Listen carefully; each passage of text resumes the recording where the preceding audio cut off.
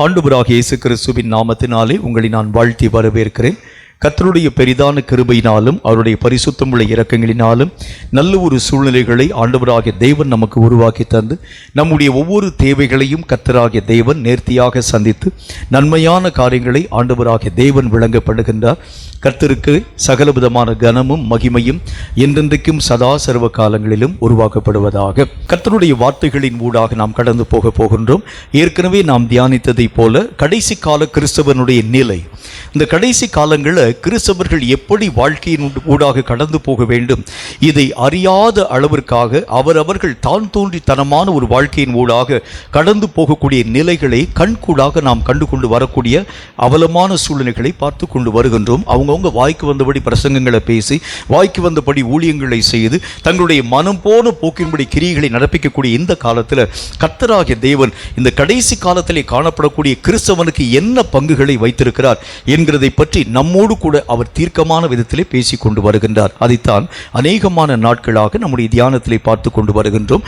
ஆதார வசனமாக நாம் வாசிக்க கேட்கலாம். எபேசியருக்கு எழுதப்பட்ட நிருபம் 5வது அதிகாரம் 14வது வசனம் இந்த வார்த்தை நமக்கு சொல்கிறது. எபேசியர் 5வது அதிகாரம் 14வது வசனத்தை வாசிக்க கேளுங்கள். ஆதலால் தூங்குகிற நீ விழித்து, தூங்கக்கூடிய நீ விழித்து, மரித்தோரை விட்டு எழுந்து, மரித்தோரை விட்டு நீ எழுந்திரு. அப்பொழுது கிறிஸ்து உன்னை பிரகாசிப்பிப்பார் என்று சொல்லி இருக்கிறார். பிரகாசிப்பிப்பார் என்று சொல்லி இருக்கிறாரே. கர்த்தருடைய வேதம் சொல்கிறது, உறக்கத்தின் காலங்கள் எல்லாம் முடிந்து போயிற்று. இனி உறக்க நிலைகளை கடந்து நீங்களும் நானும் இயங்கும் கிறிஸ்தவனாக எழும்ப வேண்டும் என்று கர்த்தருடைய வேதம் நமக்கு தீர்க்கமான விதத்தில் பேச ஆரம்பிக்கிறது. நீங்களும் நானும் இயங்காது இருக்கக்கூடிய அந்த காரியத்தை நிமித்தமாகத்தான் சாத்தான் தன்னுடைய எல்லைகளை இந்த நாட்களில் விரிவாக்கி கொண்டே வருகிறதை கண்கூடாக நாம் கண்டுகொண்டு வருகின்றோம். இந்த கடைசி காலம் என்று அழைக்கப்படக்கூடிய காலத்தில் இயங்க வேண்டிய கிறிஸ்தவன் சரியான விதத்தில் இயங்க ஆரம்பிக்கிறது உண்டானால் சாத்தான் தன்னுடைய எல்லைகளை தாண்டி வெளியே வந்திருக்கவே மாட்டான்.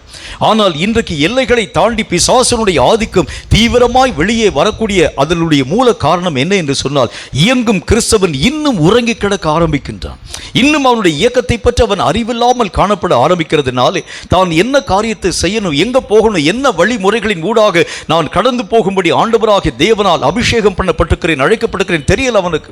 ஆகவே தான் தங்கள் மனம் போன போக்கும்படி தன்னுடைய குடும்பத்தை பார்க்கிறான், தன்னுடைய மற்ற காரியங்களை பார்க்கிறான், தன்னுடைய சபை விசுவாசிகளை பார்க்கிறான், ஊழியத்தை பார்க்கிறான். இனி உலக அரங்கில் நடக்கக்கூடிய பிரச்சனைகளை எந்த விதமான ஆவிக்குரிய மக்களுடைய கண்களும் கண்டதாக பார்க்கவே முடியல. அவரவர்கள் தங்கள் காரியங்களை பார்க்க ஆரம்பிக்கிறாங்களே தவிர உலகத்தில் ஏற்படக்கூடிய மாற்றங்களை பார்த்து அவைகளுக்கு ஏற்றவனமாய் தங்களுடைய வாழ்க்கைகளை சீராக்கக்கூடிய கிறிஸ்தவர்கள் யாருமே இல்லை.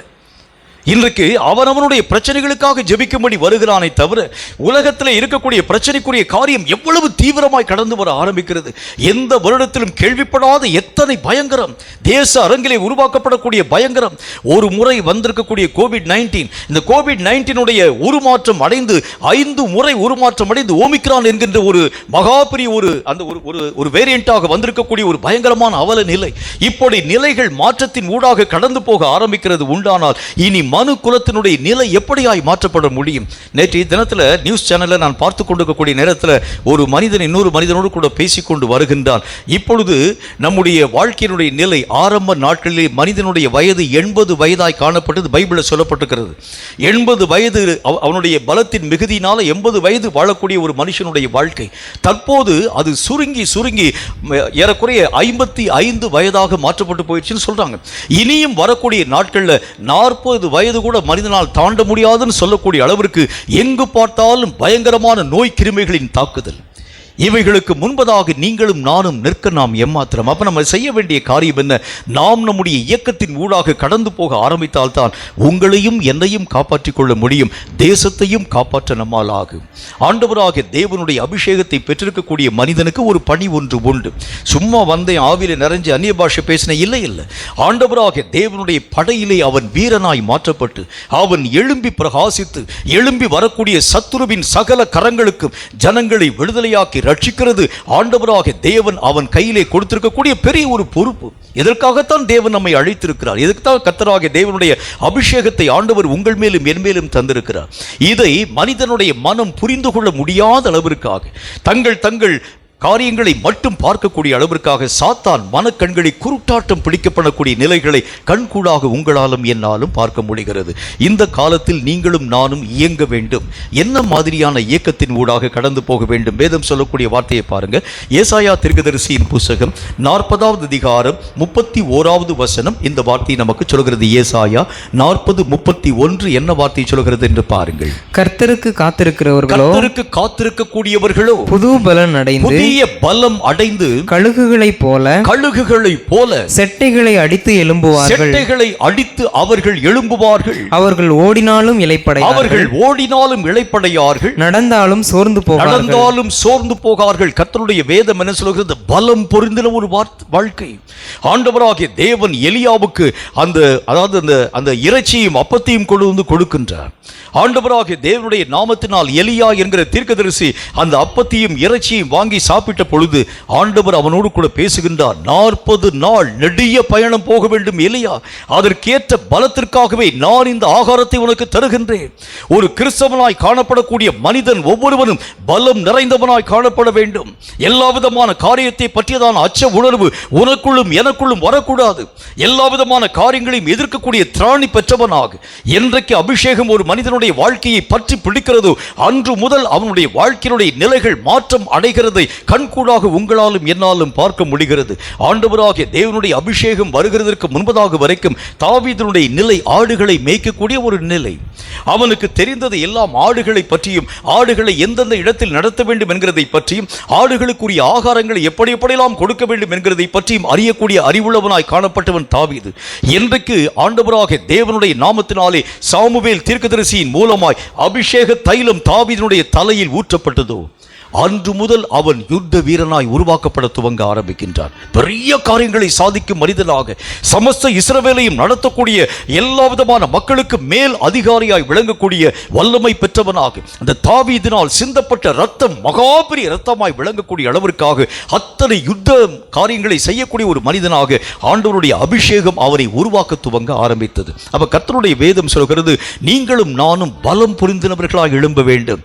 ஆண்டவராகிய தேவனுடைய பிள்ளைகளாய் காணப்படக்கூடிய பிள்ளைகள் எந்த காரியத்தை குறித்தும் அச்ச உணர்வோடு கூட பயத்தோடு கூட காணப்படும்படி அவர்கள் அபிஷேகம் பண்ணப்பட்டவர்கள் அல்ல. உங்களுக்கும் எனக்கும் பலம் பொருந்தின வாழ்க்கை. வசனம் என்ன போட்டு பாருங்க, அவர்கள் நடந்தாலும் சோர்ந்து போக மாட்டாங்க. அவர்கள் உச்சியிலே பறக்கக்கூடிய அளவிற்கு கழுகுக்கு சமானமான பலம் வாய்ந்தவர்களாய் அவர்கள் எழும்ப வேண்டும் என்று கர்த்தருடைய வேதம் நமக்கு சொல்ல ஆரம்பிக்கிறது. எந்த விஷயத்திலே அவர்கள் பலசாலியாய் விளங்க வேண்டும். பலம் நிறைந்த ஒரு வாழ்க்கை என்று சொன்னால் நிறைய பேர் நினைக்கிற மாதிரி கத்தி எடுத்துட்டு பட்டயத்தை எடுத்துட்டு ஈட்டி எடுத்துட்டு கன் எடுத்துட்டு போகக்கூடிய பலம் அல்ல. என்ன விதமான பலம் நம்முடைய வாழ்க்கைக்கு அவசியம் என்று பாருங்கள். 1 கொரிந்தியரின் புத்தகம் 15வது அதிகாரம் 44வது வசனம் இந்த வார்த்தை சொல்கிறது. 1 கொரிந்தியர் 15:44 வாசிக்க கேளுங்கள். ஜென்ம சரீரம் விதைக்கப்படும், ஆவிக்குரிய சரீரம் எழுந்திருக்கும். ஜென்ம சரீரமும் உண்டு, ஆவிக்குரிய நிலையும் உண்டு. கர்த்தர் நமக்கு முக்கியமான ஒரு காரியத்தை சொல்லுகின்றார். இப்ப வரக்கூடிய யுத்தம் இது சரீர பிரகாரமான யுத்தம் அல்ல. இப்போ உதாரணமாக வச்சுக்கோங்களேன், இப்போ காணப்படக்கூடிய COVID-19 எதிர்க்க என்ன ஆயுதத்தை பயன்படுத்தினால் நம்ம எதிர்க்க முடியும்? யோசிச்சு பாருங்க. உங்க கையில கன்னை வச்சா COVID-19 சுட்டு தள்ளிடலாமா? உங்க கையில ஏதாச்சும் ஒரு பட்டயத்தை வச்சிருந்தா COVID-19 நம்ம வெட்டிட முடியுமா? அல்லது நம்முடைய கரங்களில் ஏதாகிலும் ஒரு ஆயுதத்தினுடைய கூறுகளை வைத்திருக்கிறது உண்டானால் இருக்கக்கூடிய இந்த பயங்கரமான நோய் தொற்றை எதிர்க்க நம்மால் முடியுமா? இல்லை. ஆண்டவருடைய வேதம் சொல்கிறது, இப்பொழுது கண்ணுக்கு தெரியாத கிருமிகளோடு கூட நீங்களும் நானும் போராட வேண்டும். அதே மாதிரி கண்ணுக்கு தெரியாத ஆவிக்குரிய மண்டலத்தில் காணப்படக்கூடிய சாத்தானோடு கூட யுத்தம் செய்ய வேண்டும் என்று சொன்னால் உங்கள் ஆவியிலே நீங்களும் நானும் பலம் கொள்ள வேண்டும் என்று கர்த்தர் நமக்கு சொல்லுகின்றார். இந்த ஆவியிலே உருவாக்கக்கூடிய பலம் நம்முடைய வாழ்க்கையிலே வர ஆரம்பிக்கும் பொழுதுதான் கண்ணுக்கு புலனாகாமல் காணப்படக்கூடிய சத்துரு என்று அழைக்கப்படக்கூடிய சாத்தானின் ஆயுதங்களை நேருக்கு நேராய் தாக்க உங்களால் என்னாலும் ஆகும். நாம் நினைக்கிறதை போல சாத்தான் என்று அழைக்கப்படக்கூடியவன் எல்லா விதமான மக்களுக்கு முன்பதாக 2 கொம்புகளை வைத்துக்கொண்டு நல்ல உயரமாக பெரிய ஒரு கரிய நிற செட்டைகளோடு கூட பறந்து விடக்கூடியவன் இல்லை. நம்ம நினைக்கிறது மாதிரி அப்படிலாம் வரப்போகிறவன் அல்ல. சாத்தான் நீங்களும் நானும் அறியாத விதத்தில், நீங்களும் நானும் யோசித்து பார்க்க முடியாத விதத்தில் உங்களையும் என்னையும் வஞ்சிக்கும்படிக்காய் கடந்து வரக்கூடியவன் இந்த பொல்லாத பிசாசு. இவன் நேரடியாக எங்கே போய் கிரியைகளை நடத்த துவங்க ஆரம்பிக்கிறான். முன்பெல்லாம் தனி ஒரு மனிதனுடைய வாழ்க்கைக்குள்ளாக வந்த இந்த பொல்லாத பிசாசு இப்பொழுது ஒட்டு மொத்த கவர்மெண்ட் தன்னுடைய கரங்களிலே பிடிக்க ஆரம்பிக்கின்றான். அங்க பிடிச்சிட்டா போதும், இங்க எல்லா விதமான மக்களுடைய ஆவிக்குரிய நிலைகளையும் ஈஸியாக கையகப்படுத்த முடியும். சாத்தானுக்கு தெரிய ஆரம்பிச்சிருச்சு. சட்டங்கள் போடப்பட்ட பொழுது மக்கள் அந்த காரியங்களுக்கு கீழ்ப்படிந்து தான் தீர வேண்டியது அவசியமாக இருந்தது. அப்ப பொல்லாத பிசாசு செய்யக்கூடிய காரியம் என்ன? அரசாங்கத்தையும் அரசு ஊழியர்களையும் தன்னுடைய கையகப்படுத்தக்கூடிய நிலைகளின் ஊடாக கடந்து போகக்கூடிய பயங்கரமான சூழ்நிலை. இந்த நேரத்தில் தான் நீங்களும் நானும் ஆவிக்குரிய விதமாக எழுந்து நின்று ஆவிக்குரிய யுத்தத்தின் ஊடாக கடந்து போய் பொல்லாத பிசாசின் சத்துவங்கள் அவை எங்கெங்கெல்லாம் நமக்கு விரோதமாய் செக் வைக்க ஆரம்பிக்கிறானோ அந்தந்த இடங்களை தகர்க்கக்கூடிய அளவிற்கு ஆவிக்குரிய கண்கள் திறக்கப்பட்ட மக்களாக, எங்கே பிசாசு போகிறான், எங்கே காய்களை நகர்த்துகிறான், எங்கே காரியங்களை உருவாக்க போகின்றான், எந்தெந்த இடத்தில் என்னென்ன விதமான சூழ்நிலைகளை சாத்தானுடைய கரம் உருவாக்க போகிறது, எல்லா விஷயங்களையும் தெளிவாக நீயும் நானும் கற்றுக்கொண்டு அவனுக்கு எதிராளியாய் புறப்படக்கூடிய பலம் பெற்றவனாய் விளங்க வேண்டும். ஆவிக்குரிய பலம் என்கின்ற தலைப்பின் கீழ் அநேகம் பலத்தை பற்றி நாம் பார்த்து கொண்டு வந்தோம். இன்றைக்கு ஒரு முக்கியமான ஒரு பலத்தை பற்றி நாம் பார்க்க வேண்டியது அவசியம். இந்த பலத்தை குறித்து கர்த்தருடைய வேதம் என்ன சொல்கிறது பாருங்கள். சங்கீதங்களின் புஸ்தகம் 39வது அதிகாரம் 3வது வசனம் இந்த வார்த்தையை நமக்கு சொல்கிறது. சங்கீதம் 39:3 இந்த வார்த்தையை சொல்கிறது. சற்று நிதானமாய் வாசிக்க கேளுங்கள். என் இருதயம் எனக்குள்ளே அனல் கொண்டது, நான் தியானிக்கையில் அக்கினி மூண்டது. அப்பொழுது என் நாவினால் விண்ணப்பம் செய்தேன். என்னுடைய நாவினால் நான் விண்ணப்பம் செய்கின்றேன். இருதயம் என்கிறது உங்களுக்கு தெரியும், நம்முடைய ஆவியை பற்றி பேசப்படக்கூடிய ஒரு வார்த்தை. கர்த்தருடைய வேதம் சொல்கிறது நம்முடைய இருதயம் நமக்குள் அனல் கொள்ள வேண்டும். இந்த அனலின் மூலமாக என்ன காரியம் உருவாக்கப்பட போகிறது? பல தரப்பட்ட விஷயங்கள் உருவாக்கப்பட ஆரம்பித்தாலும் இதில் முக்கியமாக கர்த்தர் நமக்கு என்ன விஷயத்தை பகிர்ந்து பேச ஆரம்பிக்கின்றார்? ஆண்டவராக தேவனுடைய நாமத்தினால் ஆவியிலே ஏற்படக்கூடிய அனல் விண்ணப்பம் செய்யக்கூடியவனாய் உன்னையும் என்னையும் உருவாக்க துவங்க ஆரம்பிக்கிறது. சாதாரணமான ஆயுதத்திற்கும் ஆவியினால் இயக்கப்பட்டு அக்கினினால் அனல் மூட்டப்பட்ட ஆயுதத்திற்கும் அநேகம் விதமான வித்தியாசம் உண்டு. அனல் மூட்டப்பட்டிருக்கக்கூடிய ஆயுதங்கள் அது மகா வலிமை பெற்றதாக கூர் நிறைந்ததாக காணப்படுகிறது. மட்டுமில்லாமல் எதிரியினுடைய எல்லா விதமான காரியங்கள் யாவற்றையும் நிர்மூலம் பண்ணவும் அழிக்கவும் கூடிய சக்தி பெற்றதாய் விளங்க துவங்க ஆரம்பித்து விடுகிறது. ஆகவேதான் கர்த்தர் சொல்லுகின்றார், சாதாரணமான ஜெபத்தினுடைய காரியங்களுக்கு சாத்தான் பயப்படக்கூடியவன் அல்ல. சாதாரணமாய் நம்ம செய்யக்கூடிய ஜெபங்களுக்கு பிசாசனுடைய ஆவிகள் நடுங்கக்கூடியவன் அல்ல. ஆனால் ஆவியிலே எழுப்பப்பட்டு அனல் மூட்டப்பட்டு அவைகளின் மூலமாய் வரக்கூடிய ஒவ்வொரு ஜெபத்திற்கும் சாத்தானுடைய ஆவிகள் நடுக்கம் கொள்ள துவங்க ஆரம்பித்து விடுகிறது. ஆண்டவராகிய தேவனுடைய பிள்ளைகளுடைய எல்லா ஜெபங்களுக்கும் சாத்தான் நடுக்கம் கொள்ளக்கூடியவனாய் அல்ல. எந்த ஜெபங்களுக்கு பிசாசு நடுங்குகின்றான்?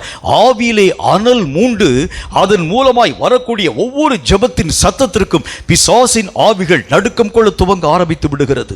ஆண்டவராகிய இயேசு கிறிஸ்து செய்த ஜெபத்திற்கு சாத்தானுடைய ஆவிகள் நடுக்கம் கொண்டதனுடைய காரணம் என்ன? பிசாசனுடைய ஆவிகள் பிடித்திருக்கக்கூடிய மனிதனை கொண்டு வந்த பொழுது இயேசு அவைகளை பார்த்து அதட்டின மாத்திரத்திலே அந்த பிசாசுகள் நடுக்கம் கொண்டு ஒரே ஓட்டமாய் ஓடி போனதற்கு காரணம் என்ன? அந்த ஜெபங்கள் எல்லாம் ஆவியிலே அனல் மூட்டப்பட்டிருக்கக்கூடிய ஜெபங்களாய் விளங்க ஆரம்பித்ததுதான் காரணம். இன்றைக்கு அந்த மாதிரியான ஜெபம் நம்முடைய வாயிலிருந்து புறப்பட ஆரம்பிக்கிறது உண்டானால் தேசத்தை இந்த நாட்களிலே கலங்க பண்ணக்கூடிய பொல்லாத பிசாசின் சத்துவங்களை ஜெயிக்க உங்களாலும் என்னாலும் ஆகும் என்று கர்த்தர் நமக்கு சொல்ல ஆரம்பிக்கின்றார். ஆவியினால் வரக்கூடிய விண்ணப்பத்தின் சத்தம் என்றால் என்ன? சில விஷயங்களை நீங்களும் நானும் தெளிவாக கற்றுக்கொள்ள வேண்டியது அவசியம். ஆவியினால் வரக்கூடிய ஜெபம் என்னென்ன விதமான மாற்றங்களை நமக்கும் தருகிறது, தேசத்திற்கும் உருவாக்க போகிறது என்று பாருங்கள். முதல் காரியமாக எண்ணாகம புஸ்தகத்தில் 21வது அதிகாரம் 7வது வசனத்தை சற்று நிதானமாய் வாசிக்க கேளுங்கள். எண்ணாகமம் 21வது அதிகாரம் 7வது வசனம் இந்த வார்த்தையை நமக்கு சொல்கிறது. சற்று நிதானமாய் வாசிக்க கேளுங்கள். அதனால் ஜனங்கள் மோசேயினிடத்திற்கு கடந்து போய் நாங்கள் கர்த்தருக்கும் உமக்கும் விரோதமாய் பேசினதினால் பாவம் செய்தோம். சர்ப்பங்கள் எங்களை விட்டு நீங்கும்படி கர்த்தரை நோக்கி விண்ணப்பம் பண்ண வேண்டும் என்றார்கள். மோசே ஜனங்களுக்காக விண்ணப்பம் பண்ணினான். கர்த்தருடைய வேதம் சொல்லக்கூடிய வார்த்தையின்படி சர்ப்பங்கள் எல்லாம், கொள்ளிவாய் சர்ப்பங்கள் எல்லாம் அதே இடத்திலே இருந்து இஸ்ரவேல் மக்களை தாண்டி கடந்து போகிறதை கர்த்தருடைய வேதம் சொல்ல ஆரம்பிக்கிறது. சர்ப்பங்கள் என்று அழைக்கப்படக்கூடியது உங்களுக்கு எனக்கு நல்லா தெரிஞ்ச ஒரு காரியம்தான். இந்த நாட்களில் காணப்பட்டிருக்கக்கூடிய பொல்லாத பிசாசனுடைய சத்துவங்கள் இது அநேகம் விதமான மக்களை வஞ்சிக்கக்கூடிய அளவிற்காக, மரணத்தை தோற்றுவிக்கக்கூடிய அளவிற்கான காரியங்களை உருவாக்கக்கூடிய வலிமையான சர்ப்பங்கள் இந்த நாட்களிலே உங்கள் கண்களினாலும் என் கண்களினாலும் நேரடியாய் பார்த்து கொண்டு வரக்கூடிய ஒரு நிலை. இப்ப இருக்கக்கூடிய இந்த பொல்லாத பிசாசனுடைய முக்கியமான வேலை என்ன? ஒரு மனிதனை இந்த சாத்தானுடைய காரியங்கள் ஏதாகிலும் தீண்டுகிறது உண்டானால் அடுத்த செகண்ட்ல அவனுக்கு மரணமே தவிர வேறு ஒண்ணுமே இல்லை. மரணம் என்றால் என்ன? ஆவிக்குரிய மரணத்தை அவன் தன் வாழ்க்கையிலே பெற்றுக்கொள்ள ஆரம்பித்து விடுகின்றான். இந்த உலகத்திலே காணப்படும் எந்த விஷயங்களின் மேலாக அவனுடைய மனம் கடந்து போகிறதே இல்லை. என்ன காரியம் அவனுடைய கண்களுக்கு முன்பதாக உருவாக்கப்பட ஆரம்பித்தாலும் அதை பற்றியதான உணர்வை அவன் தன்னுடைய வாழ்க்கையை இழந்து போக ஆரம்பிச்சிடறான். நம்முடைய வாழ்க்கையினுடைய நிலைகளை கொஞ்சம் நீங்கள் திரும்பி பார்க்கிறது உண்டானால், ஒரு காலத்தில் நீங்கள் ரட்சிக்கப்பட்ட ஆரம்ப நாட்களை நான் உங்களுக்கு சொல்லுகிறேன் பாருங்கள். ரட்சிக்கப்பட்ட ஆரம்ப நாட்களிலே ஆண்டவராகிய தேவனை ஏற்றுக்கொண்ட அந்த காலத்தில் ஒரு சின்ன ஒரே ஒரு பாவம் செய்தால் கூட அது நம்முடைய மனதை அளவில்லாமல் உறுத்த துவங்க ஆரம்பித்ததை கண்கூடாக நாம் பார்க்க நேர்ந்தது. ஆரம்ப நாட்களில் என்னுடைய குடும்பத்தில் நாங்கள் ரட்சிக்கப்பட்ட அந்த ஆரம்ப காலத்தில் எந்த தவறுகளும் செய்யக்கூடாது என்கின்ற ஒரு பெரிய ஒரு நிலையின் ஊடாக கடந்து போகக்கூடிய ஒரு சூழ்நிலை. கர்த்தர் எங்களோடு கூட உடன்படிக்கை பண்ணி, இனி நான் உங்களை அபிஷேகம் பண்ணிவிட்டேன், எந்த தீமையான வழிகளின் மூலமாக நீங்கள் கடந்து போகக்கூடாது. எங்கள் வீட்டில் இதே மாதிரி ஒரு கிறிஸ்மஸ் பண்டிகை. இந்த கிறிஸ்மஸ் பண்டிகைக்கு அதிரசத்திற்காக அதிரசம் செய்ய வேண்டும் என்பதற்காக முன்பெல்லாம் வீட்டிலேயே பலகாரம் செய்கிறது வழக்கு. அதிரசம் செய்ய வேண்டும் என்பதற்காக ஏறக்குறைய ஒரு வார காலத்துக்கு முன்னாலே மாவை பிசைஞ்சு அதை அப்படி மேலே, அதாவது இந்த வண்டு கட்டி உங்களுக்கு தெரியும், மேலே ஒரு அதாவது இந்த அந்த துணியை வச்சு கட்டி மேலே தூக்கி வச்சுருவாங்க. மேலே தூக்கி வச்சு அது கொஞ்ச நாள் ஆக ஆக ஆக தான் அதனுடைய சாஃப்ட்னஸ் ரொம்ப அதிகமாக மாற்றப்பட ஆரம்பிக்கிறதை பார்க்க. மேலே தூக்கி வச்சுட்டாங்க. இது அதிரச மாவு பிசைஞ்சதை பார்த்துட்டேன். அது எங்கே தூக்கி வச்சாங்கன்னு தெரியல. இங்கும் அங்கும் தேடிக்கொண்டே வந்த பொழுது ஒரு இடத்துல போய் பார்த்தா மேலே கொண்டு போய் தூக்கி வச்சுருக்கிறாங்க. நான் வீட்டில் பார்த்தேன், வீட்டில் யாருமே இல்லை. எல்லா விதமான ஆட்களும் வெளியே எங்கேயோ கடந்து போயிருக்கிறாங்க. நேராக 2-3 ஸ்டூலை எடுத்து போட்டேன். அதற்கு மேலே கூடிய அதிரச மாவை எடுத்தேன். நேராக, அதாவது ரொம்ப அள்ளுனா அவங்க கண்டுபிடிச்சிருவாங்கன்னு சொல்லிட்டு ஒரே ஒரு விரலை வச்சு அப்படி நீளமாக ஒரு கோடு போடு எடுத்து திருட்டு போயிட்டேன். திருட்டு மறுபடியும் அதே மாதிரி சுற்றி மேலே வச்சுட்டேன். நான் அதை எடுக்கக்கூடிய நேரத்தில் என்னுடைய மனம் அப்படியே வேதனைப்பட ஆரம்பிக்கிறேன். ஐயோ, நம்ம திருடுறோம், வீட்டில் தான் எடுக்கிறேன் என்றாலும் கூட என்னை அறியாத ஒரு நிலை, என்னை அறியாத ஒரு பயம், என்னை அறியாத ஒரு வேதனை. ஐயோ, நம்ம தப்பு பண்ணுறோமே, இந்த ஒரு காரியத்தை செய்கிறது கர்த்தருக்கு பிரியமா? கர்த்தராகிய தேவன் இந்த காரியத்தை ஏற்றுக்கொள்வாரா? ஒரு சின்ன ஒரு மிஸ்டேக் தான் என்னுடைய இருதயம் அடித்துக்கொள்ள துவங்க ஆரம்பித்து. நம்முடைய வாழ்க்கையில், எல்லாருடைய வாழ்க்கையிலும் அப்படி தான் இருக்கும். முதல்ல நீங்கள் ரட்சிக்கப்பட்ட பிறகு முதல்ல நீங்கள் பாவம் செய்ய ஆரம்பிக்கிறது உண்டானால் நம்மை அறியாமல் நம்முடைய இருதயம் அடித்துக் கொள்கிறதை பார்க்க முடியும். ஏதாச்சும் ஒரு குற்றம் நம்முடைய வாழ்க்கையிலே வருகிறது உண்டானால், கொஞ்சம் பார்வையில் சின்ன ஒரு மாற்றம் வர ஆரம்பிக்கிறது உண்டானால், அந்த பார்வை நிமித்தமாக நாம் இரவும் பகலும் அழுது புலம்ப ஆரம்பிக்கிறதை பார்க்க முடியும். ஐயோ ஆண்டவரே, உம்முடைய பரிசுத்தமுள்ள ஆவியினுடைய அபிஷேகத்தை பெற்றுட்டு இப்படி ரோட்டு வழியில் போயிட்டு இருக்கும் போது பாருங்க, தெரியாம வால் போஸ்டரை பார்த்துட்டே ஆண்டவரே, அதுல அந்த போஸ்டருடைய படத்தினுடைய பேரையும் பார்த்துட்டேன், நடிக்கக்கூடிய நடிகனையும் பார்த்துட்டேன், நடிகையும் பார்த்துட்டேன். இது என்னுடைய மனதிற்குள்ளாக பெரிய ஒரு வேதனையை, சஞ்சலத்தை உருவாக்குறது. ஒரு போஸ்டர் பார்த்ததுக்கு நம்முடைய மனம் அடித்துக்கொள்ள ஆரம்பிக்கும்.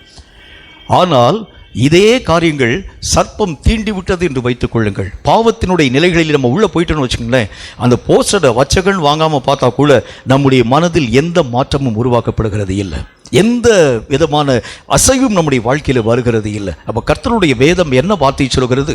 தாவீது என்கின்ற மனிதன் முதல் காரியத்தில் சவுலினுடைய தொங்கலை அரித்து கொள்ளக்கூடிய நேரத்தில், அவனுடைய வஸ்திரத்தின் ஓர தொங்கலை அரித்து கொள்ளக்கூடிய நேரத்தில் அவனுடைய மனம் அடித்துக்கொள்ள துவங்கிற்று. ஆனால் அடுத்தவனுடைய மனைவியை ஆசையா இச்சித்து பார்த்த பொழுது அவனுடைய மனம் அடித்துக்கொள்ளவே இல்லை. சாலமோன் ராஜா ஆண்டவராகிய தேவனுக்கு முன்பதாக செய்யக்கூடிய விஷயத்திலே எல்லா ஆழ்ந்த அனுபவங்களை பெற்றுக்கொண்ட சாலமோன் ராஜா ஆண்டவராகிய தேவனுக்கு விரோதமான காரியங்களின் ஊடாக கடந்து போன பொழுது மனம் அடித்துக்கொள்ளாத ஒரு வாழ்க்கை வாழ துவங்க ஆரம்பித்து விட்டான். நம்முடைய வாழ்க்கையில் கூட இந்த கொள்ளிவாய் சர்ப்பம் என்று அழைக்கப்படக்கூடிய சர்ப்பம் இந்த நாட்களில் அநேகம் ஆவிக்குரிய மக்களுடைய நிலைகளை தீண்டக்கூடிய ஒரு காரியமாக உருவாக்கப்பட ஆரம்பிக்கிறதை பார்க்க முடியும். இது உங்களையும் என்னையும் அறியாத விதத்தில் உங்களுடைய உள் உணர்வுகளிலே காணப்படக்கூடிய பாவ உணர்வுகளை இழக்கும்படிக்காக காரியங்களை உருவாக்க ஆரம்பிச்சிடும். ஒரு நாள்ல ஒரு சின்ன ஒரு குற்றம் நாம் செயல்படுத்த ஆரம்பித்தால் கூட நம்மை அறியாத ஒரு வேதனை, நம்மை அறியாத ஒரு பாவ உணர்வு, ஒரு குற்ற உணர்வு, ஐயோ நான் கர்த்தருக்கு விரோதமாக நான் வந்து பாவம் செஞ்சுட்டேன், இன்னைக்கு நான் ஜெபிக்க வேண்டிய நேரத்தை நான் தொலைச்சு போட்டுட்டேன், இன்னைக்கு நான் ஜெபிக்க வேண்டிய அந்த நேரத்தில், நான் ஆண்டவராகிய தேவனுக்கு கொடுக்க வேண்டிய நேரத்தில் அநேகமான வேலைக்குரிய மற்ற காரியங்களுக்குரிய நேரத்தை நான் கொடுக்க ஆரம்பிச்சுட்டேன். அன்றைக்கு என்னுடைய மனம் அடிக்க துவங்கிற்று. ஆனால் இன்றைக்கு வேலைக்குரிய நேரம் போக நான் கர்த்தருடைய சமூகத்தில் உட்கார்ந்தா கூட என்னுடைய மனம் அடித்துக் கொள்ளவில்லை என்று சொன்னால் என்னுடைய ஆவிக்குரிய நிலை செத்து போய் விட்டது என்று கர்த்தர் எனக்கு சொல்லுகின்றார். அப்ப கர்த்தருடைய வேதத்தில் ஆண்டவராகிய தேவனுடைய வார்த்தைகள் நமக்கு சொல்லக்கூடிய காரியத்தின் படியே சர்ப்பத்தினுடைய நிலைகள், முதல் காரியம் விலக்கப்படக்கூடிய ஜெபம் நமக்கு வரணும். நம்மை சுற்றிலும் அநேகம் விதமான சர்ப்பத்தினுடைய ஆவிகள், சர்ப்பம்னா என்ன சொல்ல வருகின்றேன், இந்த பொல்லாத பிசாசாலவன் நிறைய கண்ணிகளை நம்முடைய வாழ்க்கையிலே உருவாக்குகிறான். சின்ன சின்ன குற்றங்களில் கூட, சின்ன சின்ன பாவங்களில் கூட, சின்ன சின்ன அக்கிரமங்களிலே கூட நீங்களும் நானும் தடுக்கி விழக்கூடிய அளவிற்கான காரியங்களை எல்லா இடங்களிலும் பொல்லாத பிசாசு உருவாக்கி வைத்திருக்கக்கூடிய இந்த நிலைகளிலே நீங்களும் நானும் காப்பாற்றப்பட வேண்டும் என்று சொன்னால் ஒரே ஒரு வழிமுறைதான் உண்டு. இந்த கொள்ளிவாய் சர்ப்பங்கள் நீங்கக்கூடிய ஜெபங்களை நீங்களும் நானும் உருவாக்க வேண்டியது அவசியம். கொஞ்ச நாளைக்கு முன்பதாக ஆரம்ப நாட்களில் என் கூட இணைந்து பணியாற்றின, என் கூட இணைந்து நம்ம ஐக்கியத்திலேயே ரொம்ப அதிகமாய் காணப்படக்கூடிய ஒரு சகோதரனை சந்திக்க நேர்ந்தது. அவரோடு கூட நான் பேசிக்கொண்டு வரக்கூடிய நேரத்தில் அவர் சொல்ல ஆரம்பித்தார், நான் ஆரம்ப நாட்களில் பிரதர் இந்த மாதிரி சினிமா பார்க்கக்கூடிய விஷயத்தில் வந்து ரொம்ப நான் வந்து பலவீனமாய் காணப்பட நேர்ந்தது. ஆண்டவராகிய தேவனுடைய நாமத்தினால் நான் ரட்சிக்கப்பட்டேன். ஆனால் இப்போ நிறைய சினிமாக்குரிய காரியங்கள் எல்லாம் என்னுடைய மனதில் இன்னைக்கு வரைக்கும் வந்து வேதனைப்படுத்தி கொண்டே இருக்கிறது. புதிய புதிய படங்கள் வரும்பொழுது என்னை அறியாத ஒரு நினைவு, இந்த சினிமாவை பார்த்துட்டு தான் என்ன அப்படின்னு சொல்லக்கூடிய ஒரு நினைவு. ஒரு பெரிய ஒரு ஊழியரை நான் சந்திக்க நேர்ந்தது. ஐயா, இந்த மாதிரி எனக்கு என்னை அறியாமல் சினிமா பார்க்க வேண்டும் என்கிற ஒரு ஆவல், ஒரு ஆசை என்னுடைய மனதிற்குள் தீவிரமாய் வந்து கொண்டே இருக்கிறது என்று சொன்ன பொழுது அந்த பெரிய ஊழியக்காரர் சொன்னார், ஆரம்ப காலகட்டத்தில் வரக்கூடிய சோதனை என்கிறது வேறு, இப்போ வரக்கூடிய சோதனை என்கிறது வேறு. ஆரம்ப காலகட்டத்தில் சினிமா பார்க்கக்கூடாது, சினிமா பாட்டு கேட்கக்கூடாதுங்கிறது சோதனை.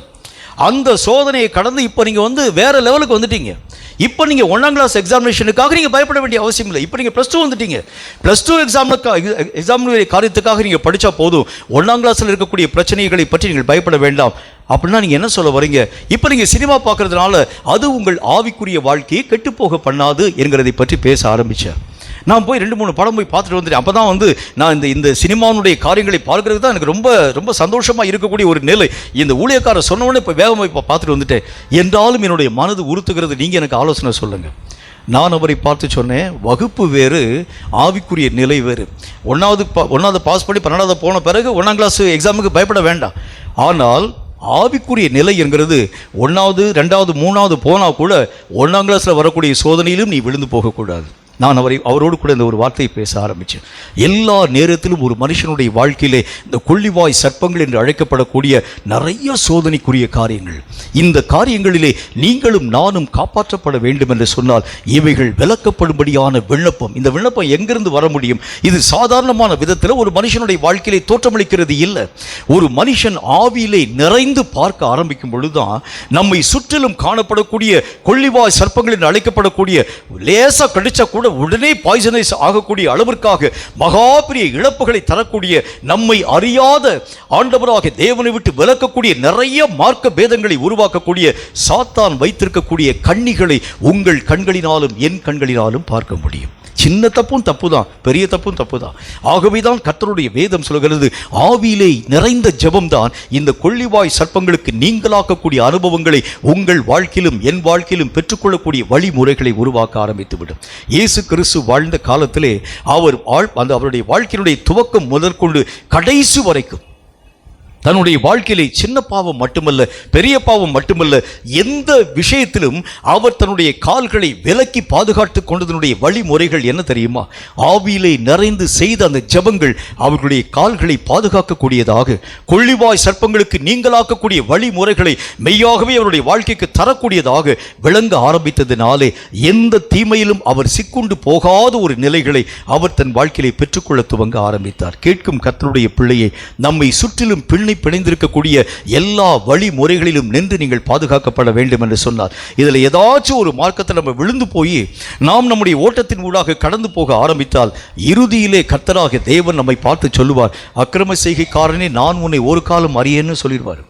ஏதாகிலும் ஒரு விஷயத்தில் நீ விழுந்து போய் அதே மார்க்கத்தில் நீ ஓடி போக ஆரம்பிக்கிறது உண்டானால் கடைசி வரைக்கும் கஷ்டத்தின் ஊடாக கடந்து போய் ஓட்டத்தை நம்ம ஆண்டவருடைய சமூகத்திலே போய் நிறைவு பண்ணக்கூடிய நேரத்திலே கர்த்தராகிய தேவன் நம்மை பார்த்து சொல்லுவார், நான் உன்னை ஒரு காலம் அறியேன் என்கிற ஒரு வார்த்தையை பற்றி பேச ஆரம்பிச்சுவார். ஆகவே எந்த இடத்திலும் உங்கள் கால்களும் என் கால்களும் பின்னி பிணைக்கப்படாது இருக்க வேண்டும் என்று சொன்னால், சிக்குண்டு போகாது இருக்க வேண்டும் என்று சொன்னால், கொள்ளிவாய் சர்ப்பங்கள் என்று அழைக்கப்படக்கூடிய சாத்தானுடைய எந்த விதமான காரியங்களின் ஊடாகவும் நீங்களும் நானும் மெய்யாகவே சிக்குண்டு போகாமல் பாதுகாக்கப்பட வேண்டும் என்று சொன்னால், ஆவியினால் செய்யப்படக்கூடிய அனல் மூண்ட ஜெபம் நம்முடைய வாழ்க்கையில் வரணும்.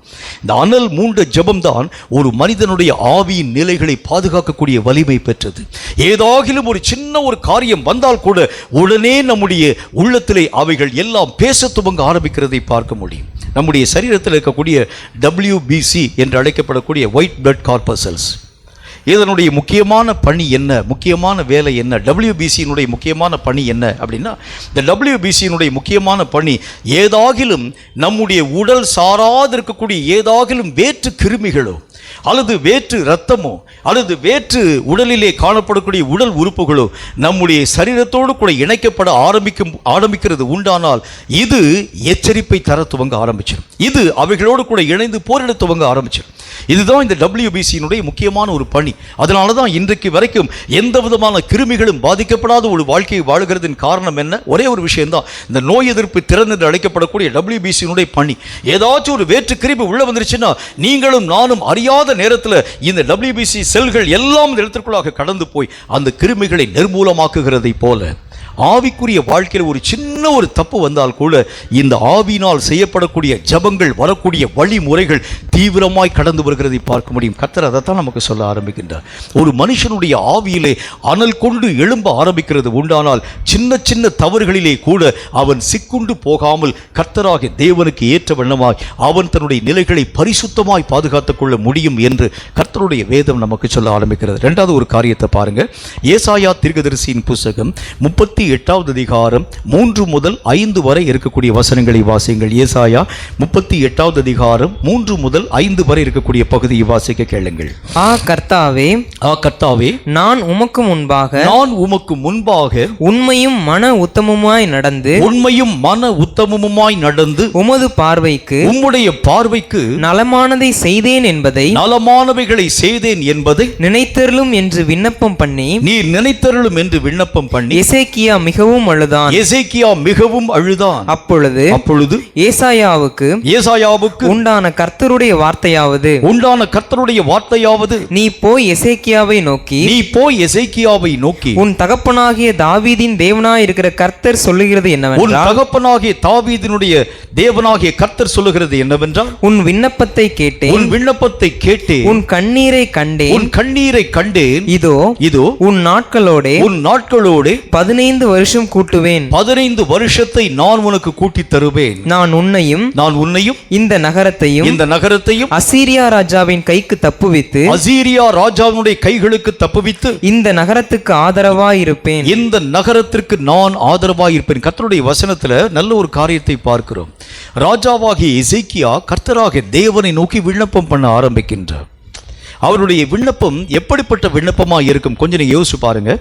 ஆண்டவராகிய தேவனுடைய தீர்க்கதரிசியாய் காணப்படக்கூடிய எசேக்கியா தீர்க்கதரிசியை அழைப்பிக்க ஆரம்பிக்கின்றான். அந்த நாட்டில் இருக்கக்கூடிய எல்லா விதமான மருத்துவம் பார்க்கக்கூடிய மக்கள் எல்லாத்தையும் அழைச்சிட்டு வந்தாச்சு. எல்லா ஜனங்களும் பார்த்துட்டு கை விரிச்சிட்டு சொல்லிட்டாங்க, இந்த வியாதிகள் நீங்கி நீங்கள் சுகமாக்கப்பட முடியாது. இந்த நோயினுடைய அந்த வீரியம் அதிகமாக உங்கள் சரீரத்தினுடைய எல்லைகளிலே கடந்து போக ஆரம்பிச்சதுனால இவைகளிலே நின்று நீங்கள் காப்பாற்றப்படுகிறது முடியாது. எசேக்கியா பார்த்தார், சரி எல்லா விதமான மருத்துவ சாஸ்திரம் படித்த மக்களெல்லாம் கூட்டி வந்தாச்சு. இனி இவர்களை தாண்டி ஏதாகிலும் ஒரு பெரிய ஒரு மாற்றம் உருவாக்கப்பட வேண்டும் என்று சொன்னால் கர்த்தராகிய தேவனால் அபிஷேகம் பண்ணப்பட்ட ஊழியக்காரனால் தான் இது சாத்தியமாக்கப்பட முடியும். உடனே அந்த நாட்களில் காணப்பட்ட தீர்க்கதரிசியாக ஏசாயா தீர்க்கதரிசி அழைப்பிக்க ஆரம்பித்தார். இவர் எனக்காக ஜெபிக்கிறது உண்டானால் நிச்சயமாய் அற்புதம் உருவாக்கப்பட ஆரம்பித்து விடும். நேராக என்ன ஒரு விஷயம் நடக்க ஆரம்பித்தது, நேராக கடந்து போனார். தீர்க்கதரிசி ஏசாயா கடந்து வந்தார். உள்முற்றத்திற்குள்ளாக வந்த பொழுது பொழுது எசேக்கியா ராஜா ஏசாவை பார்த்து கேட்கிறாரு, எனக்காக நீங்க விண்ணப்பம் பண்ணுங்க, என்னுடைய வியாதி நீங்கும்படியாக கர்த்தரை நோக்கி நீ ஜெபம் பண்ணுங்க. அவர் ஜெபம் பண்ணின பொழுது கர்த்தராகிய தேவன் அவருக்கு ஒரு நல்ல ஒரு வெளிப்பாடு ஒன்றை தந்தார். நீ இந்த வியாதி நீங்கி பிழைக்க மாட்டீர், சாகவே சாவீர், உன்னுடைய வீட்டு காரியத்தை ஒழுங்குபடுத்தும்னு கர்த்தர் சொல்லிட்டார். இந்த வார்த்தைகளை கேட்ட மாத்திரத்தில் இருக்கக்கூடிய ஒரே நம்பிக்கை ஏசாயா தீர்க்கதரிசி, அதுவும் இப்போ ஒண்ணும் இல்லாமல் போயிடுச்சு. இவருடைய மனம் உடைந்து போக ஆரம்பித்து விட்டது. கர்த்தராகிய தேவனை நோக்கி ஜெபிக்க துவங்க ஆரம்பித்தார். எப்படி ஜெபிச்சிருப்பான்னு கொஞ்சம் யோசிச்சு பாருங்க. ஆண்டவரே, உமக்கு சித்தமானால் எனக்கு ஜீவனை தாரும், இல்லை என்றால் என் ஜீவனை உம்மோடு கூட எடுத்துக்கொள்ளும், இப்படி ஜெபிச்சிருப்பாரா? ஆண்டவரே, இந்த நோய் நீங்க வேண்டுமென்றால் நீங்கும்படி செய்யும், இல்லை என்றால் இந்த நோயிலே அப்படி நான் மரித்து போகும்படிக்காக நான் உம்மை நோக்கி ஜெபிக்கிறேன், எப்படி ஜெபிச்சிருப்பாரா? அவர் மரண வேதனையோடு கூட ஜெபிக்க ஆரம்பிக்கின்றார். புலம்பி அழுது ஜெபிக்க ஆரம்பிக்கின்றார். நான் உமக்கு முன்பதாக செய்த எல்லா நன்மைகளை நினைவிலே கொள்ளும். எல்லா விதமான மக்களும் மறந்து போன பஸ்காவினுடைய அந்த காரியங்களை ஆசரிக்கும்படி நான் எல்லா இடங்களிலும் ஜனங்களை அழைப்பித்து கர்த்தருடைய பரிசுத்தமுள்ள வார்த்தைகளை நிறைவாக்கின அந்த வைராக்கியமான நினைவுகள் யாவற்றையும் நீ நினைவிலே கொள்ளும். கர்த்தரை நோக்கி ஊக்கமாய் ஜெபிக்க ஆரம்பிக்கின்றார். எந்த ராஜாக்களும் மறந்து போன இந்த காரியங்களை, பழைய உடன்படிக்கையை நான் நினைவிலே வைத்து எத்தனை தூரம் வைராக்கியமான காரியங்களை நான் சாதித்தது உண்டு.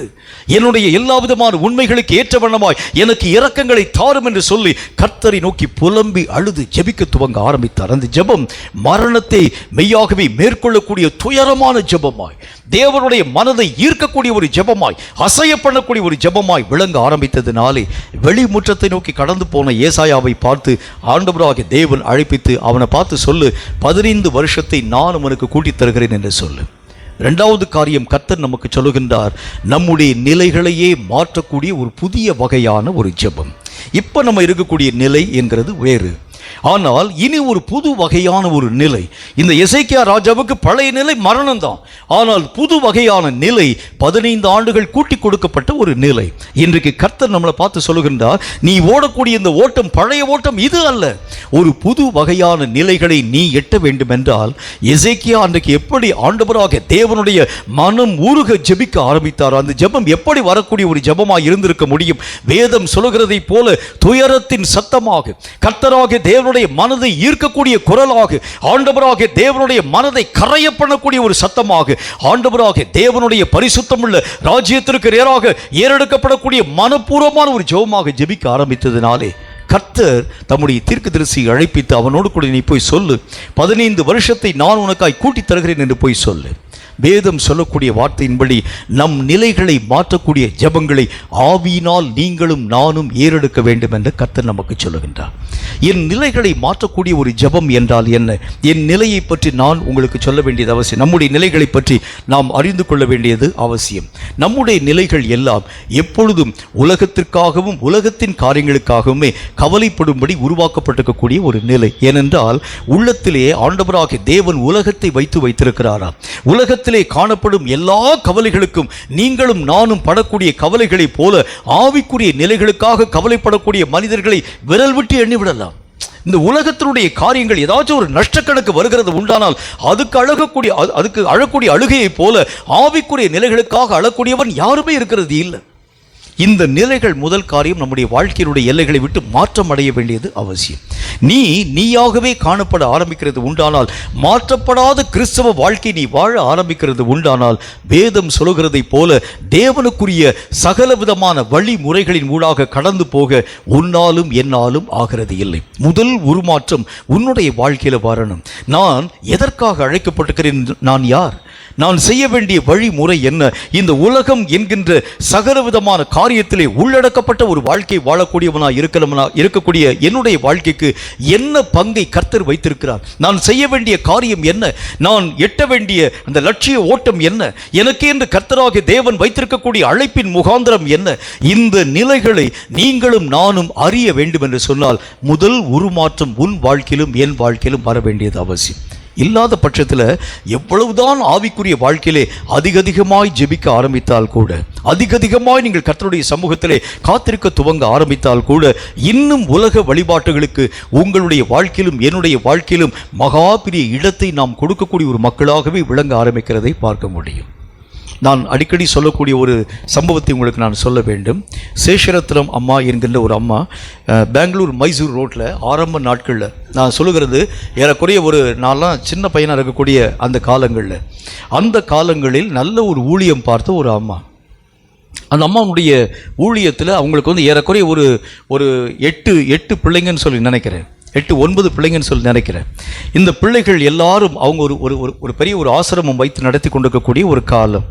ஒரு நாளில் மைசூர் பட்டணத்தில், மைசூரோ அல்லது வேறு ஏதோ ஆந்திரா என்கிற பகுதின்னு நினைக்கிறேன், அங்கே அவர்களை ஊழியத்திற்காக அழைத்திருக்கக்கூடிய நேரத்தில் ஊழியத்திற்காக கடந்து போகிறாங்க. ஆசிரமத்தினுடைய பொறுப்பெல்லாம் தந்துட்டாங்க. இந்த ஆசிரமம் எல்லாம் முற்றிலும் ஆண்டவராக தேவனை நம்பி நடத்தப்படக்கூடிய ஆசிரமம். யாருடைய கையிலையும் காசு கேட்க மாட்டாங்க அந்த அம்மா. அங்கே கர்த்தருடைய ஊழியத்தை செய்யக்கூடிய அந்த அம்மா வந்து கர்த்தராகிய தேவன் அந்த ஆசிரமத்துக்குரிய தேவையை சந்திச்சா எல்லா விதமான காரியத்தை செய்வாங்க. அந்த மாதிரி நம்பிக்கையினுடைய அடிப்படையில் செய்யப்பட்டிருக்கக்கூடிய அந்த ஊழியம். ஒரு நாளில் இந்த அம்மா வந்து அந்த ஆந்திராவில் போய் கர்த்தருடைய ஊழியத்திற்காக கடந்து போய் முதல் நாள் கன்வென்ஷன் கூட்டம் பேசி முடித்தாங்க. பேசி முடித்த பொழுது நிறைய பிசாசுகள் நடுக்கம் கொண்டு ஓடக்கூடிய அந்த நிலைகள், ரட்சிக்கப்படக்கூடிய மக்கள், நிறைய ஜனங்கள் இயேசு கிறிஸ்துவை தங்கள் வாழ்க்கையை சொந்த ரட்சகராக ஏற்றுக்கொண்ட ஒரு நிலை. அவங்களுக்கு ரொம்ப சந்தோஷம். 4 நாட்கள் கன்வென்ஷன் கூட்டம். 2வது நாள் கூட்டத்திற்காக அன்றைக்கு முழுசும் உட்கார்ந்து ஜெபிக்க ஆரம்பிக்கிறாங்க.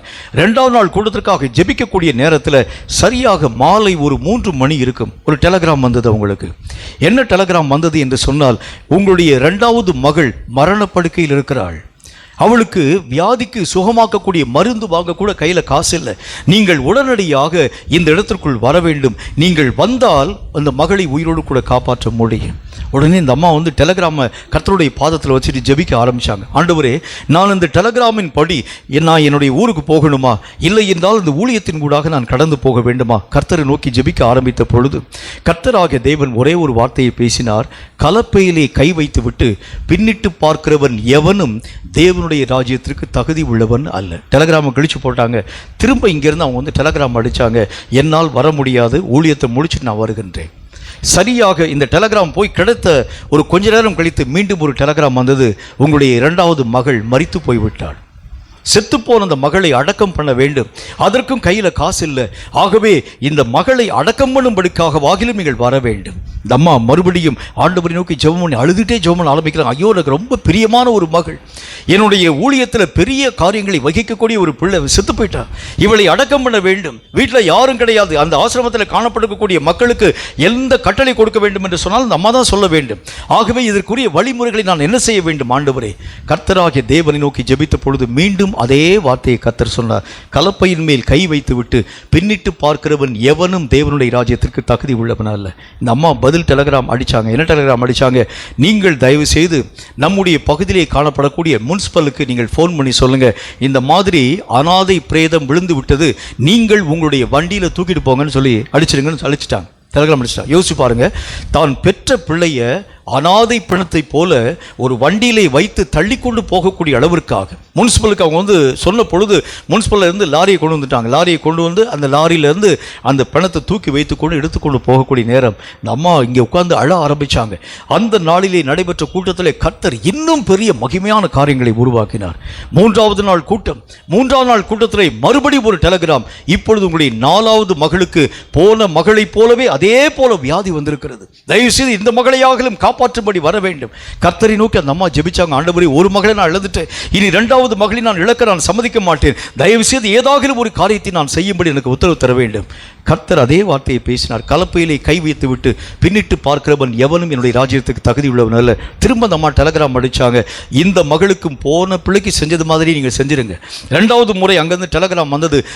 இந்த 4வது பிள்ளையும் மரித்து போய்விட்டாள். முனிசிபலுக்கு நீங்கள் ஃபோன் பண்ணுங்க, அந்த பிரேதத்தை எடுத்துக்கொண்டு போக வேண்டும். 4 நாட்கள் கூட்டம் முடிச்சுட்டு அழுகையோடும் புலம்பலோடும் ஆசிரமத்துக்கு கடந்து வந்தாங்க. ஐயோ ஆண்டவரே, நான் பெற்ற அந்த பிள்ளைகளிலே 2 பிள்ளைகள் மரணத்தின் ஊடாக கடந்து போன பொழுது பெற்ற மனம் மெய்யாகவே பற்றி எரிகிறது ஆண்டவரே. என்றாலும் நீர் சொன்ன வார்த்தை நிமித்தம் என் பிள்ளைகளுக்கு உரிய காரியங்களை கூட செயல்படுத்தாமல் நான் உம்முடைய ஊழியத்தை செய்தேன் என்கிறதை பற்றி கர்த்தரை நோக்கி அந்த அம்மா அழுது புலம்பி ஜெபிக்க ஆரம்பிச்சாங்க. எதற்கு நான் இந்த ஒரு வார்த்தையை பற்றி நான் பேச ஆரம்பிக்கின்றேன்? ஒரு மனுஷனுடைய மனம் உலகத்தினுடைய காரியங்களின் அந்த பட்சமாக ஈர்க்கப்பட ஆரம்பிக்கிறது உண்டானால் நீ இன்னும் ஆண்டவராக தேவன் பயன்படுத்தக்கூடிய பாத்திரமாக உருவாக்கப்படவே இல்லை.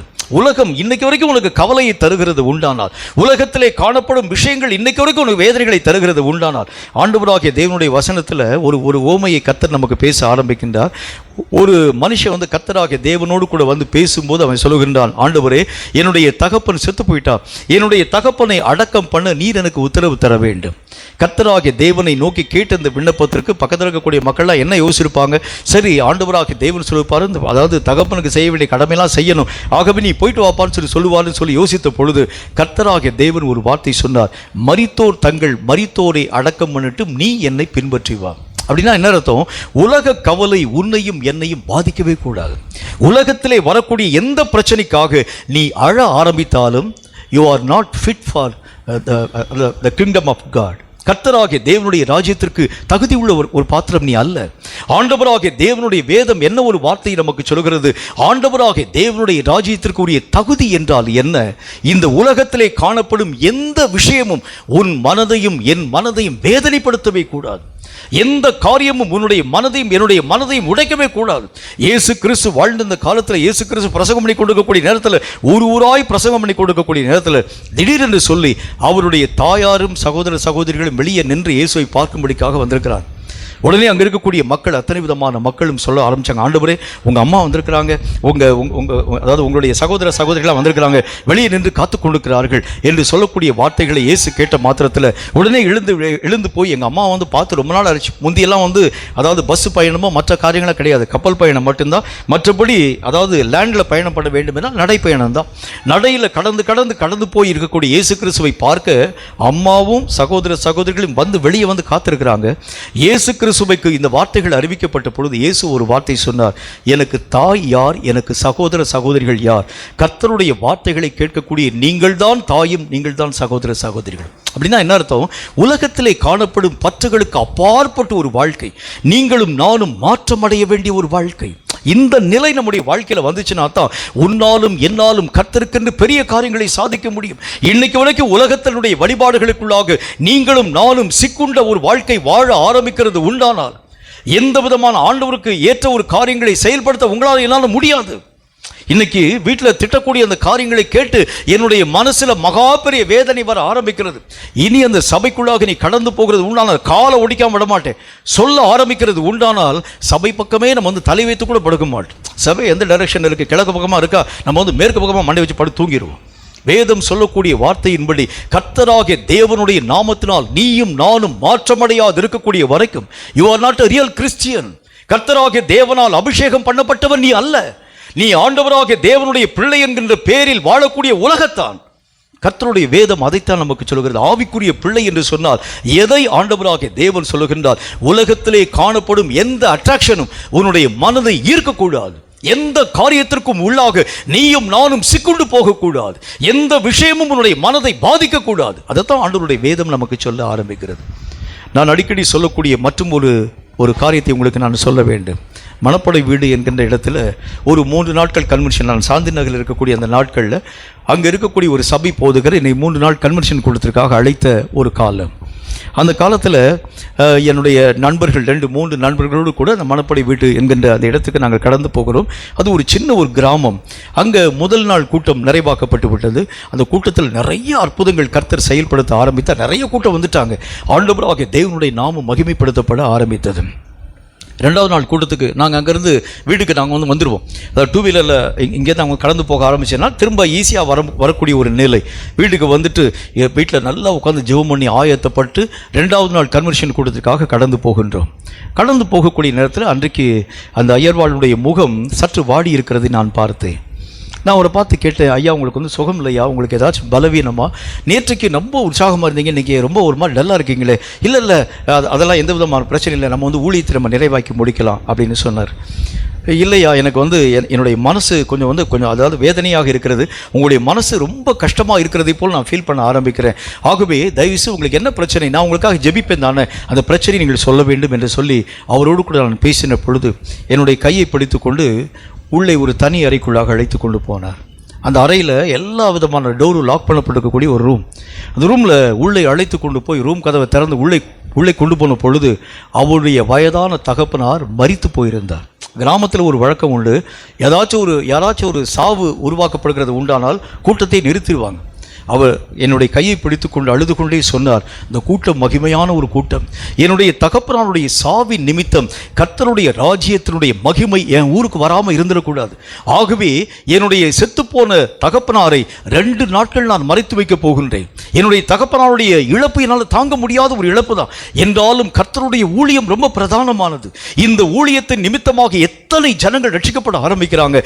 ஆகவே 2 நாட்கள் பொறுத்து விட்டு 3வது நாளில் தான் என்னுடைய தகப்பனார் மரித்து போறார் என்கிற செய்தியை பற்றி நான் சொல்ல போகிறேன். என்னுடைய முக வாடலுக்கு காரணம், எங்க அப்பா இன்னைக்கு தான் எங்க அப்பா இறந்து போனாரு, வேறு வழி இல்லாமல் உள் அறையிலே அடைத்து வைத்திருக்கிறேன் அந்த மரித்து போன பிரேதத்தை. இந்த காரியத்திற்காக நீ ஜெபம் பண்ணுங்கன்னு சொல்லி கரங்களை பற்றிக்கொண்டு பயங்கரமாய் அழ ஆரம்பித்தார். அவர்களுடைய தியாகம் எங்கே? நீங்களும் நானும் செய்யக்கூடிய தியாகம் எங்கே? கர்த்தருக்கென்று நீங்களும் நானும் செய்த தியாகம் எங்கே? என்ன காரியத்தை நம்ம செஞ்சிருக்கிறோம் கர்த்தராகிய தேவனுக்கு என்றாக?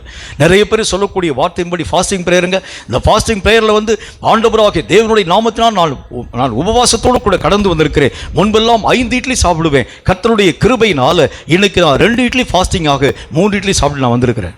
என்னங்க நம்முடைய தியாகம் எங்கே? ஆண்டவராகிய தேவனுடைய பிள்ளைகள் அந்த நாளிலே செய்த தியாகத்தினுடைய மகிமை எங்கே? அந்த நாட்களிலே கர்த்தராகிய தேவனுக்கென்று பற்றி எரிந்த இந்த கிறிஸ்தவ உலகம் இன்றைக்கு நாசமாக்கப்பட்டு போனதற்கு காரணம் நீயும் தான் நானும் தானே. ஆகவேதான் கர்த்தர் நமக்கு நல்ல ஒரு வார்த்தை சொல்ல ஆரம்பிக்கின்றார். நீயும் நானும் உருமாற்றம் அடையக்கூடிய நிலைகளின் ஊடாக கடந்து போகிறோம். என்னை மாற்றக்கூடிய ஜெபம், சாவினுடைய விளிம்பை நோக்கி கடந்து போன எசேக்கியாவை மாற்றின ஜெபத்தை போல உன் ஆவிக்குரிய நிலைகளை மாற்றமடைய பண்ணக்கூடிய ஜெபம் உன் வாழ்க்கையிலே என் வாழ்க்கையிலே உருவாக்கப்பட வேண்டும். என்ன மாற்றம் வரணும்? இத்தனை நாட்கள் வாழாவிருக்கக்கூடிய நம்முடைய வாழ்க்கை இனி வரக்கூடிய நாட்களிலே பற்றி எரியும் நிறையுள்ளவதாக ஆண்டவராகிய தேவனுக்கென்று ஒரே ஒரு வாழ்க்கை நான் வாழுகிறேன். என்ன நடந்தாலும் பரவாயில்ல, என்ன காரியம் உருவாக்கப்பட ஆரம்பிச்சாலும் பரவாயில்ல, யார் என்னை விட்டு போக ஆரம்பிச்சாலும் பரவாயில்ல, என் இயேசுவுக்காக வாழக்கூடிய எஞ்சிய கால வாழ்க்கை வைராகியமா நான் வாழப்போகிறேன். இந்த நிலை உன் வாழ்க்கையிலே உருவாக்கப்பட ஆரம்பிச்சாதான் கர்த்தராகிய தேவனுடைய மகிமையான ராஜ்யத்திற்கு ஏற்ற தகுதி உள்ளவனாய் நீயும் நானும் மாற்றப்பட முடியும் என்று கர்த்தர் நமக்கு சொல்லுகின்றார். கர்த்தருடைய வேதம் சொல்லக்கூடிய வார்த்தையின்படி இந்த கடைசி காலத்திற்கு ஏற்ற ஆவியிலே நிறைந்த ஒரு ஜெபம், இந்த ஜெபம் உன்னையும் என்னையும் உருவாக்கக்கூடிய உருமாற்றம் அடையக்கூடிய ஜெபமாய் உன்னுடைய வாழ்க்கையினுடைய நிலைகளை மாற்றமடைய பண்ண ஆரம்பித்தால் மட்டும்தான் கடைசி கால ஓட்டத்திலே தேவ சித்தத்தை நிறைவாக்க உங்களாலும் என்னாலும் ஆகும். கேட்கக்கூடிய மக்களாய் மட்டுமல்ல, கர்த்தருக்கு பிரியமான வாழ்க்கை வாழ இன்று முதல் உங்கள் ஆவிக்குரிய நிலைகளை ஒப்புக்கொடுங்கள். கர்த்தர் நமக்கு சொல்லக்கூடிய வார்த்தையின்படி என் ஆவியினால் விண்ணப்பம் பண்ணி அனல் மூண்டு நான் விண்ணப்பம் பண்ணி என்னை உருமாற்றும் வல்லமை பெற்றவனாய் நான் இனி நானாக வாழக்கூடாது. என்னுடைய நிலைகள் எல்லாம் ஒட்டு மொத்தமும் மரணத்தின் ஊடாக கடந்து போயிடணும். நான் இனி என்னுடைய வாழ்க்கையிலே காணப்படக்கூடிய எனக்கு உண்டான எல்லா விஷயங்களும் மறுக்கப்பட்டு போயிடணும். எனக்கு இருக்கக்கூடிய ஆசை, எனக்கு இருக்கக்கூடிய விருப்பம், எனக்கு இருக்கக்கூடிய எல்லா விதமான காரியங்கள் எல்லாம் ஒட்டு மொத்தமாய் மறக்கடிக்கப்பட்டு போய் இனி ஒரு புதிய சகாப்தம் என் வாழ்க்கையிலே உருவாக்கப்படக்கூடிய நிலை இன்றைக்கு என் வாழ்க்கையிலே உருவாக்கப்பட ஆரம்பிச்சாதான் கர்த்தராகிய தேவனால் நீயும் நானும் பயன்படுத்தப்படும் வல்லமையான கருவியாய் உருவாக்கப்பட முடியும். மற்றபடி சும்மா வருவோம், எந்திரிச்சு போவோம், பிரசங்கத்தை கேட்போம், எந்திரிச்சு போவோம், இதுதான் நம்முடைய வாழ்க்கையாக இருக்குமே தவிர எந்த மாற்றமும் உருவாக்கப்படுகிறது இல்லை. நல்லா புரிஞ்சுக்கங்க, நீங்கள் மாற்றத்தின் ஊடாக கடந்து போனால்தான் தேவ ராஜ்யத்திலே பிரவேசிக்கக்கூடிய தகுதியை எட்ட உன்னாலும் என்னாலும் ஆகும்.